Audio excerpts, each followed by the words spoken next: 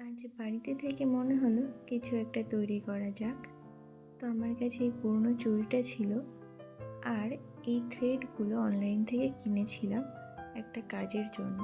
তো সেইগুলো ছিল। প্রথমেই চুড়িতে হট গ্লু গানটা লাগিয়ে তারপর থ্রেডটা এভাবে রাউন্ড রাউন্ড করে ঘুরিয়ে নিতে হবে আস্তে আস্তে।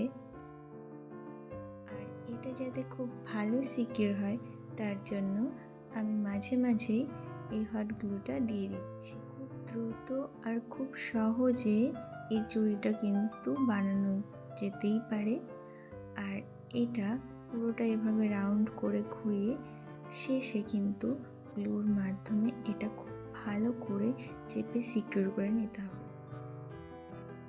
শেষের বাড়তি অংশটা কাঁচির মাধ্যমে কেটে নিয়ে আবারও আমি হট গ্লুটা লাগিয়ে দিলাম মুখে খুব ভালো করে, মুখটা যাতে খুব ভালোভাবে সিকিউর থাকে, সহজে যাতে না খুলে যায়।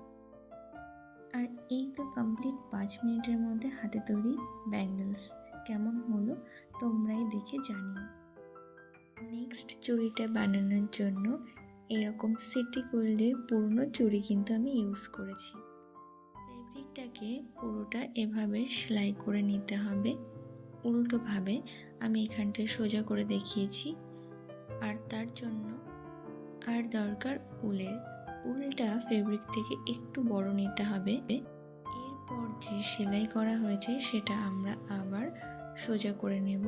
তাহলে দেখো একটা দড়ির মতো হয়ে গেল। এবার উলগুলো কিন্তু এর ভেতরে ঢোকাতে হবে। এই যে দড়িটা তৈরি হলো, এটা কিন্তু এই চুড়ির সাথে খুব ভালোভাবে সেলাই করে অ্যাটাচ করে নিতে হবে। আর তার জন্য এই প্রথম থেকে একটুখানি উল বের করে কেটে নিতে হবে যাতে সেটা একটু পাতলা হয়ে যায়।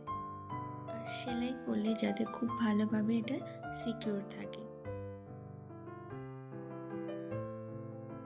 ব্যাঙ্গলস তৈরি করতে করতে তারপর দেখি আমি রেকর্ড করতেই ভুলে গেছি।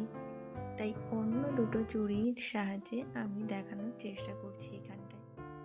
আর তোমরা একটু ভালোভাবে খেয়াল করলেই কিন্তু বুঝতে পারবে এটা খুব একটা কঠিন নয়, আর খুব সহজে এটা তৈরিও হয়ে যায়।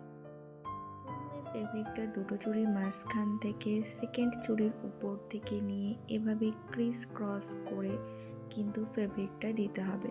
প্রথমে একটার উপরে, তারপর মাঝখান থেকে, নেক্সট অন্যটার উপর থেকে।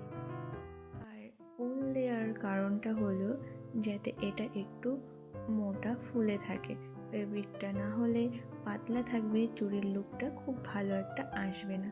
সেই জন্য কিন্তু এখানটায় উলটা দেওয়া। আর সবার শেষে এইভাবে সেলাই করে কিন্তু এটা সিকিউর করে নেওয়া হয়েছে। আর কমপ্লিট আমার দুটো চুড়ি। তোমাদের কোনটা ভালো লাগলো অবশ্যই কিন্তু জানিও।